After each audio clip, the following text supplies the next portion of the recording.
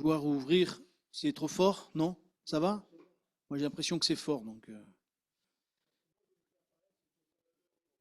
Oui, merci. Parce que j'ai l'impression que c'est fort. Après, si je me mets des fois à m'énerver au micro. Est-ce que vous vous rappelez de quoi on a parlé mardi dernier? Si je vous dis sauver pour servir, ça vous parle? D'accord.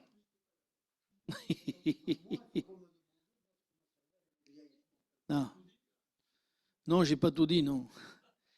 Si vous vous rappelez, on a bien pris quoi? Les talents. Vous vous rappelez? C'était les talents et c'était sauver pour servir. Parce que le Seigneur nous a sauvés, mais ce n'est pas pour qu'on reste assis sur une chaise. Le Seigneur nous a sauvés pour que justement on puisse être, comme je le disais dans ma prière, des canaux de bénédiction. Pour qu'on être vraiment être de ceux qui vont vers les autres, de ceux qui témoignent, de ceux qui disent au monde, vous avez besoin d'être sauvés. Les gens ne veulent pas l'entendre. Ils ne réalisent pas que l'enfer existe. Mais nous le savons. Et je crois que nous avons cette responsabilité. Et parce que nous avons cette responsabilité, je crois qu'au travers de ce que Dieu veut nous dire, et déjà nous en avons parlé, je vais y revenir un petit peu, pour ne pas être trop long non plus, mais nous avons besoin de comprendre que Dieu veut nous former, Dieu veut nous vraiment nous préparer à être ses serviteurs. Alors certains vont dire non, mais il y a ceux qui prêchent. Non, non, mais nous sommes tous des serviteurs, à différents niveaux, comme on l'a vu au travers des talents. Si vous vous rappelez bien, je ne vais pas lire l'histoire parce que sinon ça nous fait perdre un peu de temps, mais Matthieu chapitre 25, si vous vous rappelez bien, c'est un maître qui s'en va pour qu'il prenne et qu'il puisse avoir une autorité de plus, et puis il confie 5 talents à un, 2 talents à un et un talent à un autre. En fait, celui qui a un talent, vous vous rappelez bien, il l'enterre, il le donne à un, à deux et l'autre, et les autres, ils multiplient ces talents. Et est-ce que vous vous rappelez ce que c'était ces talents, ces 2 premiers talents de quoi nous avons parlé, de ces talents? Le témoignage, déjà, ça c'était le premier. Et qu'est-ce qu'il a engendré, ce témoignage? Parce que s'il avait un talent, il fallait qu'il le multiplie. Non. Les fruits, non. Non. Ça, c'est le deuxième talent, ça. Mais le premier talent, ça engendre le courage. Parce qu'il faut être courageux pour témoigner. Il faut avoir du courage pour témoigner. Et voilà ce que le premier talent a engendré. Et forcément, quand on est un témoin, eh bien, il faut passer au-dessus de nous-mêmes, de notre timidité, de tout le reste. Et c'est pour ça que ça engendre quelque chose. Ça engendre le courage. Le deuxième talent, c'était l'amour. Et l'amour, ça engendre quoi, dites-moi? Ça engendre plein de choses. Parce que l'amour, ça nous fait accepter l'autre, ça nous fait nous donner. Et c'est ça le deuxième talent. Le fait que Dieu ait mis notre amour, son amour dans nos cœurs, c'est qu'après on peut se donner. Et c'est difficile de se donner. Parce qu'on est un peu égoïste comme tout le monde. Et en fait, le désir de Dieu, c'est qu'on puisse apprendre au travers de ce deuxième talent qui est l'amour, qu'on puisse apprendre à se donner. Parce que aimer, c'est se donner d'abord. C'est pas recevoir. Aimer, c'est d'abord se donner. Jésus, par amour pour nous, qu'est-ce qu'il a fait? Il s'est donné. Et il nous a montré l'exemple même dans cela. Et je crois quand on dit aux gens je vous aime, c'est qu'il faut savoir se donner. Il faut savoir donner de ce qui est à nous, même si ça nous arrache, même si ça nous fait dépenser des sous, j'allais dire. C'est ça aussi se donner. Et c'est tout ça, le maître en question, il a donné 2 talents. Et le deuxième serviteur, il a fallu qu'il le fasse multiplier. Et comme je vous ai dit la dernière fois, les 2 talents, ils sont pour le premier, du moins pour le premier et pour le dernier, si je puis dire. Le deuxième, il a eu 2 talents, mais le troisième qui a eu 5 talents, les 2 premiers talents, c'est les mêmes. Mais nous avons à découvrir aujourd'hui maintenant 3 talents. Et qu'est-ce que c'est que ces 3 talents? Eh bien, écoutez, c'est simple. Si l'amour, c'est se donner, le troisième talent, je crois que c'est la foi. Mais c'est pas la foi qui sauve. Parce que vous savez, il y a différentes foi. Il y a la foi qui sauve, la foi qui guérit, mais il y a le don de foi. C'est encore autre chose. Le don de foi va plus loin que ça. le don de foi, il est persuadé que oui, Dieu va intervenir. C'est une certitude. Ça ne peut pas être autrement. C'est un don. Et on sait que ce qu'on dit, ça va arriver. Et c'est ça le don de foi. On a une telle confiance en Dieu. C'est autre chose que le don de guérison, de la foi qui guérit. Parce que la foi qui guérit, c'est celle qui est spontanée. Je crois. Je crois d'un coup là et je suis guéri. Mais ça ne veut pas dire que j'ai le don de foi. Le don de foi, on le retrouve dans 1 Corinthiens au chapitre 12. Vous voulez qu'on le lise? Vite fait.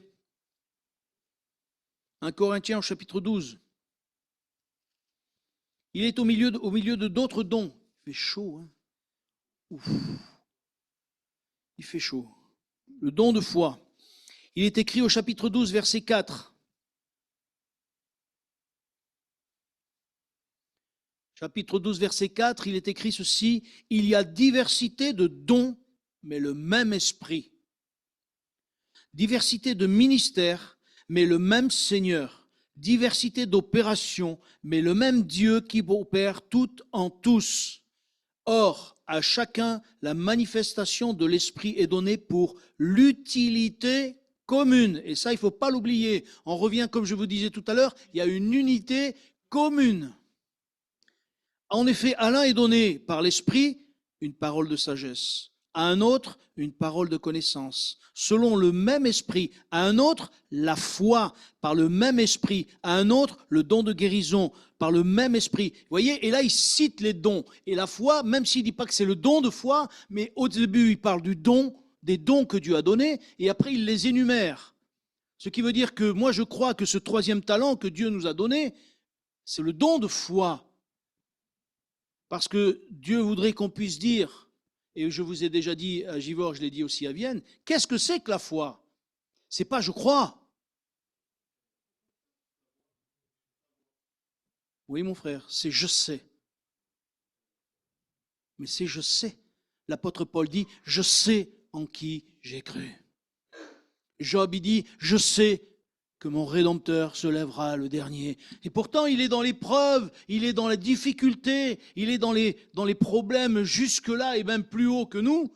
Et il dit, je sais que mon Rédempteur se lèvera le dernier. Que mon Rédempteur est vivant. Exact, tu as raison, mon frère.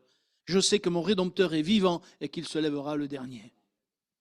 Et ça, c'est ça le don de foi. C'est non pas seulement la foi qui croit à un moment donné, oui Seigneur, je crois que tu vas agir, mais dans mon cœur, le don de foi, ça va plus loin que ça.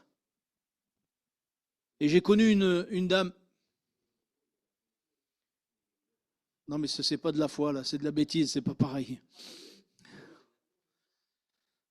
Le don de foi, j'ai connu une dame qui avait le don de foi, et cette dame, quand elle priait, elle savait que Dieu allait agir. Et dans la semaine qui suivait, ça s'accomplissait. D'ailleurs, il y a des chrétiens qui allaient vers voir, disaient, ma soeur, j'ai ce tel problème. Elle disait, on va prier. Elle se mettait à prier, elle disait, bon, la semaine prochaine, là, tu vas la recevoir. Elle était sûre, elle était sûre. Et dans la semaine, ça se faisait. Moi, j'étais surpris, je découvrais le Seigneur, je disais, mais quelle foi là, elle est sûre. Et voyez, ça c'est des choses que Dieu a permis que je vive parce qu'aujourd'hui, je réalise des fois, on ne réalise pas toujours ce qu'on vit. Et après, quand on réfléchit, Dieu nous fait passer par des chemins qui nous font comprendre que vraiment, Dieu veut nous montrer ce que c'est. Et moi, mes frères et sœurs, je crois que le don de foi, Dieu veut le communiquer à chacun d'entre nous. Peut-être que nous n'aurons pas tous les mêmes dons, mais quelqu'un au milieu de nous va sûrement recevoir le don de foi, si tu le crois. Et là, moi, je crois que cet homme-là, il a donné justement cette foi parce que c'est un don. Et Dieu veut nous donner ce don de foi. Parce que qu'est-ce qui va arriver derrière? Ce don de foi va créer quoi derrière? Le talent qui va suivre derrière, qui va être gagné, c'est la fidélité. La fidélité à Dieu. Vous savez, quand on est sûr que Dieu va agir, on ne se pose pas des questions. On est fidèle à son amour. On est fidèle, on ne comprend pas, mais on est fidèle à ce qu'il nous dit. On est fidèle à ce qu'elle dit la parole. On est fidèle à ce que Dieu va nous communiquer. Et ça, voyez-vous, ça c'est le don que Dieu veut nous donner. Et c'est pour ça qu'il disait que le Seigneur dit qu'ils ont rapporté, il y en a un qui a rapporté les 5 talents, il les a multipliés. Et nous aussi, nous devons tout faire, que ça puisse nous servir, ces choses-là, pour que ça multiplie en nous et qu'on puisse prier. Et on va y revenir vite fait à la fin, c'est que qu'on puisse prier pour recevoir, qu'on puisse multiplier. On ne peut pas rester avec la foi, simplement dire la foi, ça me suffit. Non, non, il faut gagner encore plus et encore plus. Parce que Dieu veut nous donner des talents. Et ces talents, il faut qu'on les multiplie. Parce que c'est dans la mesure où on va les multiplier qu'on va être des serviteurs véritablement. Eh oui. Inutile pourtant, mais efficace. Et ça, mes frères et sœurs, nous avons besoin de grandir dans ce domaine-là. Nous avons besoin de grandir parce que nous sommes sauvés, mais c'est pour servir. Et si le Seigneur permet qu'une parabole, vous savez, souvent le Seigneur donne des paraboles, mais les paraboles, c'est comme, j'allais dire, comme des histoires qui veulent nous faire grandir, où le Seigneur veut nous faire voir quelque chose, veut nous montrer quelque chose, pour que l'on puisse aller plus loin, qu'on ne s'arrête pas à cette foi qu'on a, qui est des fois étriquée. Le Seigneur voudrait nous ouvrir les yeux pour qu'on puisse voir sa gloire. Mais pour voir sa gloire, il va falloir peut-être bien batailler. Et comme je le disais, si le 3e talent, c'est la foi, le 4e talent pour moi, c'est la patience. La patience. La patience, et j'aimerais lire avec vous, s'il vous plaît, dans Jacques. Et il est surprenant, comme je le disais un peu dimanche, il y a des fois, il y a des choses qu'on connaît, mais on est surpris quand on s'y plonge dedans, de voir combien la parole de Dieu parle beaucoup de la patience. D'ailleurs, quelle était une des plus grandes qualités de Moïse? L'homme le plus patient du monde. Et pourquoi? Parce que Dieu avait voulu mettre dans Moïse la patience, parce qu'il nous faut de la patience pour aimer le peuple de Dieu. Il nous faut de la patience pour s'aimer les uns les autres. Il nous faut de la patience pour se supporter les uns les autres. Et je crois que le don que Dieu veut nous donner encore, c'est de la patience. Comme je vous l'ai dit, Jacques chapitre 5, s'il vous plaît. Jacques chapitre 5.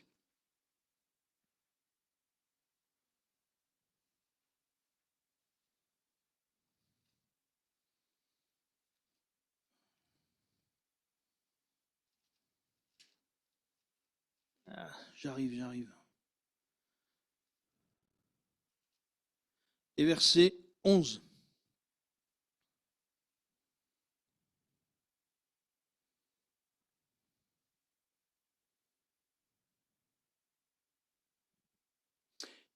Voici, nous disons, bienheureux ceux qui ont souffert patiemment. Vous avez entendu parler de la patience de Job et vous avez vu la fin que le Seigneur lui accorda, car le Seigneur est plein de miséricorde et de compassion. Amen.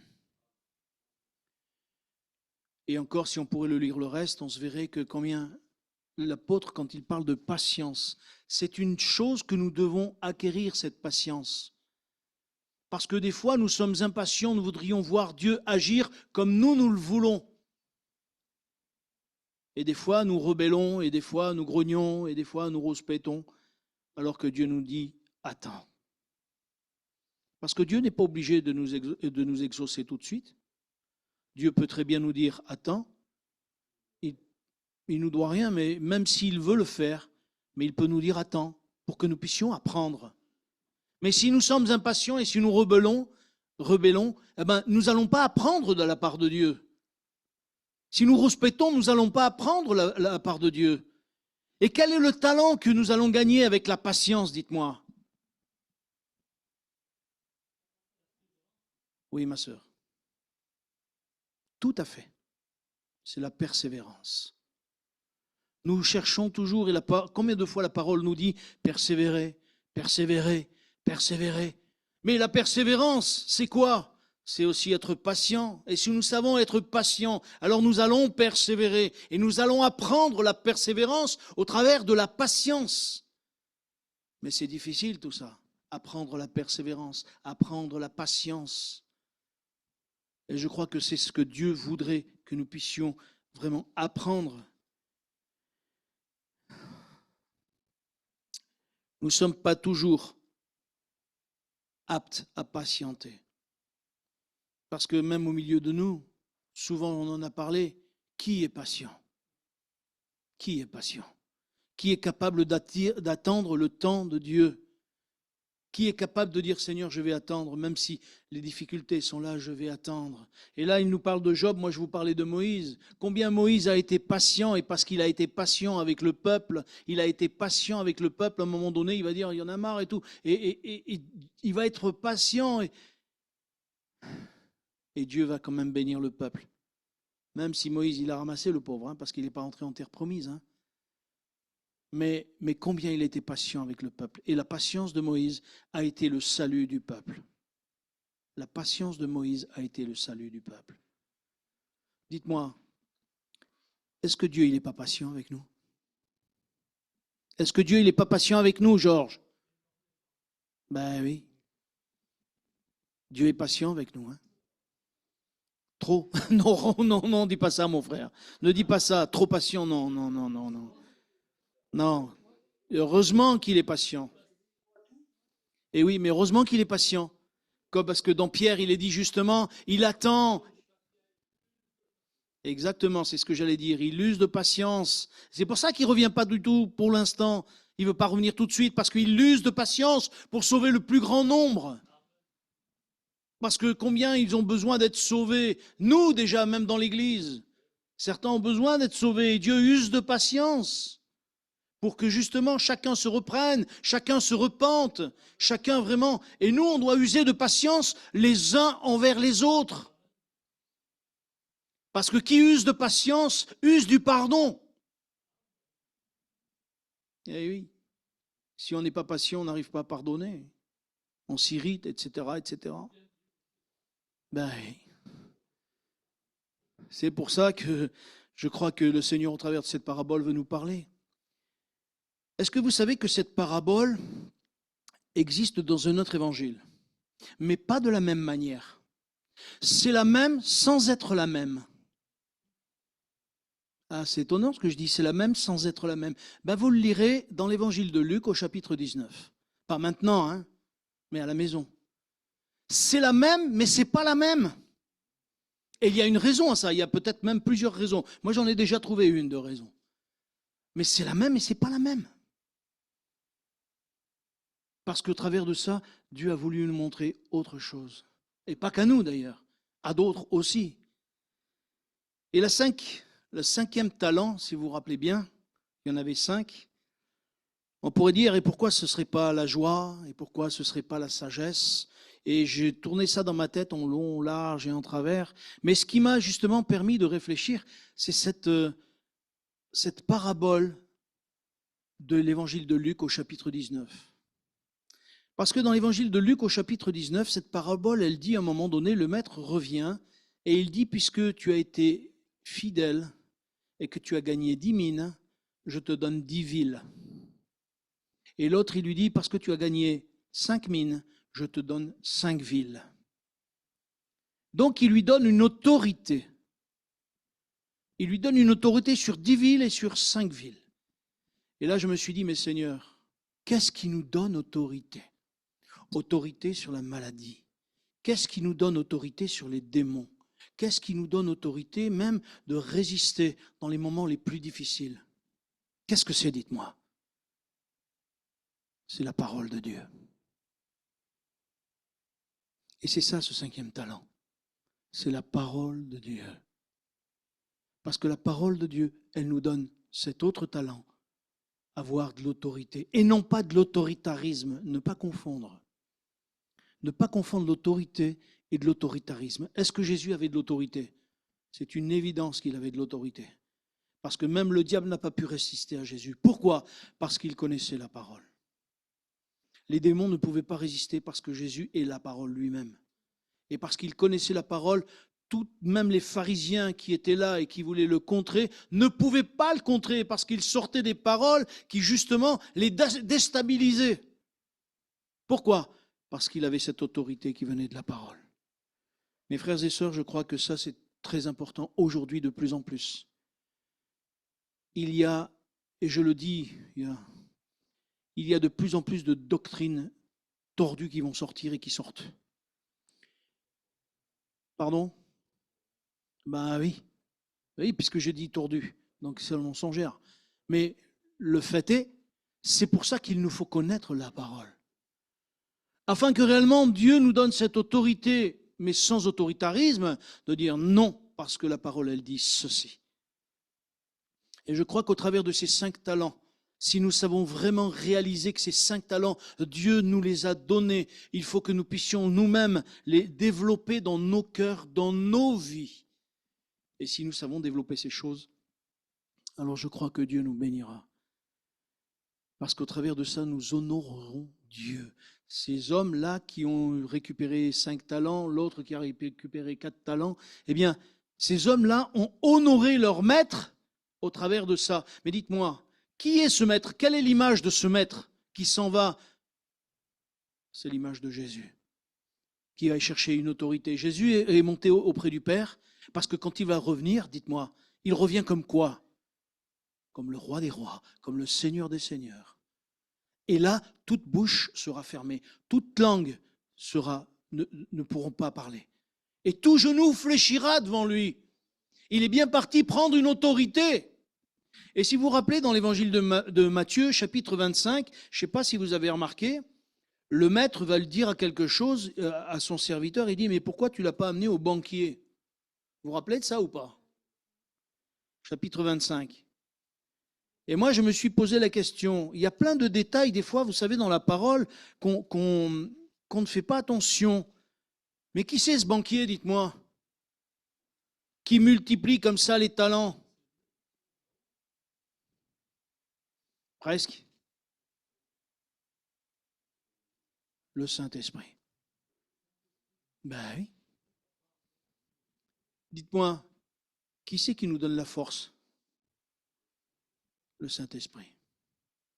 Qui c'est qui nous donne le courage? Le Saint-Esprit. Qui c'est qui a donné à Pierre le courage de prêcher l'Évangile? Qui c'est qui a donné à Pierre le courage de mourir quand il est mort, crucifié à l'envers? Qui c'est qui a donné le courage à tous ceux qui ont prêché la parole, eu la foi, qui ont transporté, qui ont vécu par la foi des choses extraordinaires? C'est le Saint-Esprit, parce que Jésus a dit qu'il nous enverrait le Saint-Esprit. Et il a dit, attendez-le, parce que vous recevrez une puissance, le Saint-Esprit survenant sur vous. Et le Saint-Esprit, c'est lui qui change nos cœurs, c'est lui qui nous convainc de péché, de justice et de jugement. Et quand la parole nous parle de ce banquier qui va justement multiplier les choses, eh bien c'est le Saint-Esprit qui va multiplier en nous le courage pour témoigner. C'est le Saint-Esprit qui va transformer nos cœurs pour que nous puissions aimer ceux qui sont impossibles à aimer. C'est le Saint-Esprit qui va nous donner cette foi, qui transporte les montagnes, voire même plus. Ce don de foi. Eh oui. Et c'est le Saint-Esprit qui nous rappelle la parole. Mais la parole, s'il nous la rappelle, il faut que nous la connaissions aussi. Bah oui, un minimum, quoi. Un minimum. Ben oui, bien sûr. Et c'est pour ça que mes frères et sœurs, là, voyez-vous, au travers de cette parabole, je crois qu'il nous faut réaliser que nous avons vraiment besoin que ces choses soient dans nos cœurs et qu'elles soient dans nos vies. Nous avons vraiment besoin que nous puissions connaître la parole, que nous puissions nous approcher de Dieu, que nous puissions laisser le Saint-Esprit. Et moi, je prie pour que réellement, au milieu de nous, il y ait des baptêmes dans le Saint-Esprit. Et que vraiment, au milieu de nous, il y ait le Saint-Esprit qui soit libre de parler. Mais déjà de parler. Et déjà d'être écouté. Parce que, des fois, le Saint-Esprit parle et les gens, ils font comme ils veulent. Et c'est pour ça que c'est difficile aussi à l'esprit. Parce que le Saint-Esprit ne s'imposera jamais. Le Saint-Esprit va nous laisser faire. Tu veux pas que je vienne? Je ne viendrai pas. C'est pour ça que Jésus dit, je me tiens à la porte et je frappe. Si quelqu'un entend ma voix et ouvre la porte, le Saint-Esprit, il frappe aussi. Le Saint-Esprit veut développer en nous tous ces dons. Parce que des dons, il y en a, mes frères et sœurs. Je ne sais pas si vous avez déjà remarqué le nombre de dons que Dieu veut donner, que Dieu veut nous accorder pour que nous soyons ses témoins, pour que nous soyons vraiment la lumière du monde. Nous ne pouvons pas vivre sans les dons de Dieu. Nous ne pouvons pas être des témoins sans les dons de Dieu. Et c'est pour cela qu'il nous faut vraiment nous battre pour cela. Pour cela qu'il faut prier pour ça. Il faut nous soumettre à Dieu, nous soumettre à la parole, nous soumettre à l'Esprit de Dieu. Surtout pour que lui nous utilise et non pas que nous on la reçoive pour faire n'importe quoi. Ouais. Parce que c'est facile de dire, il y en a d'autres qui ont reçu la puissance d'en haut, hein. Parce que Judas aussi, il a reçu la puissance d'en haut. Judas a prêché l'évangile, Judas a fait des miracles comme les autres. Mais il a renié le maître quand même et il l'a vendu surtout. Ça servirait à quoi, comme disait Jésus, de gagner le monde si on perdait son âme? C'est pour ça qu'on a vraiment besoin que le Saint-Esprit nous conduise dans toute la vérité et que véritablement nous puissions nous soumettre à sa volonté. Pour finir, mes frères et sœurs, au travers de cette parabole, tout nous montre que Dieu veut nous instruire. Laissons-nous instruire par Dieu. Ça, c'est pas évident. Laissons-nous instruire par Dieu. Mais l'instruction de Dieu, elle commence où, dites-moi?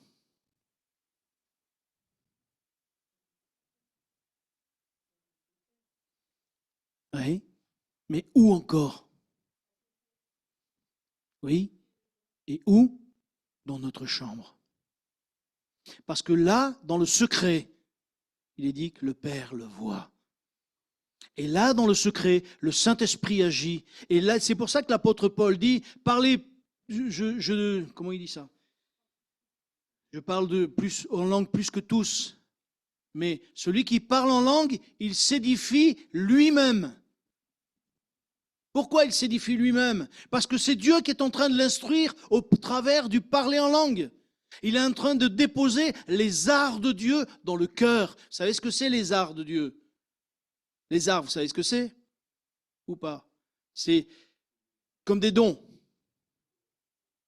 C'est des dons que Dieu dépose dans nos cœurs. Celui qui parle en langue, il s'édifie lui-même. C'est pour ça qu'il est dit dans sa chambre. Parce que c'est là que Dieu nous attend. C'est là que Dieu nous parle. Pourquoi Jésus s'isolait tout le temps? Pourquoi Jésus recherchait la présence du Père? Pourquoi il venait de voir la foule et il partait sur la montagne et il priait? Parce qu'il allait au pied du Père pour que le Père le fortifie, lui montre ce qu'il fallait faire. Et quand il revenait, la foule était là, mais aussitôt qu'il s'éloignait de la foule, il retournait auprès du Père. Et le matin de bonne heure, il se levait, il allait auprès du Père. Quand on voit les Écritures, Jésus, il est régulièrement dans la prière, régulièrement dans la prière. Il y en a un autre qui nous montre l'exemple, et j'arrêterai avec ça. C'est Daniel. Daniel, le matin, il priait, le midi, il priait, le soir, il priait. C'est pour ça qu'il a eu les révélations qu'il a eues. C'est pour ça qu'il a eu les révélations qu'il a eues. Mes frères et sœurs, nous voulons des révélations. Nous voulons que Dieu nous parle. Nous voulons la direction de Dieu. Tenons-nous au pied du Maître, auprès de notre Seigneur. Il saura nous parler. Il saura nous diriger.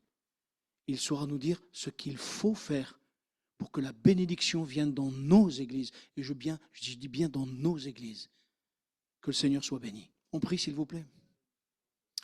Tu es notre Père et je veux te bénir parce que, au travers de ta parole, tu veux nous enseigner. Nous sommes comme des enfants, Seigneur. Lorsque je lis ta parole, je réalise combien je suis un ignorant, Seigneur. Mais je veux te bénir parce que tu fais grâce. Et cette grâce que tu nous fais, je veux te demander, Seigneur, de nous faire encore grâce. Pardonne-nous nos offenses. Pardonne-nous nos manquements. Pardonne-nous ce que nous sommes bien souvent.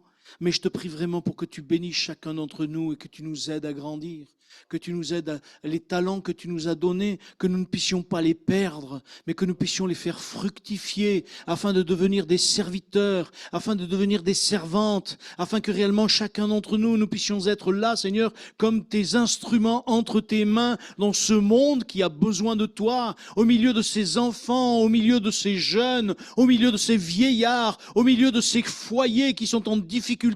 Tu es le Dieu tout-puissant et je veux m'attendre à toi parce parce que tu n'as pas changé, ta parole le dit, et j'aime à le dire, Jésus-Christ est le même hier, aujourd'hui, éternellement. Ce que tu as fait lorsque tu étais sur la terre, tu veux le faire au travers de nous, parce que nous sommes tes enfants, parce que nous sommes tes serviteurs. S'il te plaît, Seigneur, fais-nous grâce, fais-nous voir ta gloire. Père, dans le nom de Jésus, merci, merci, amen.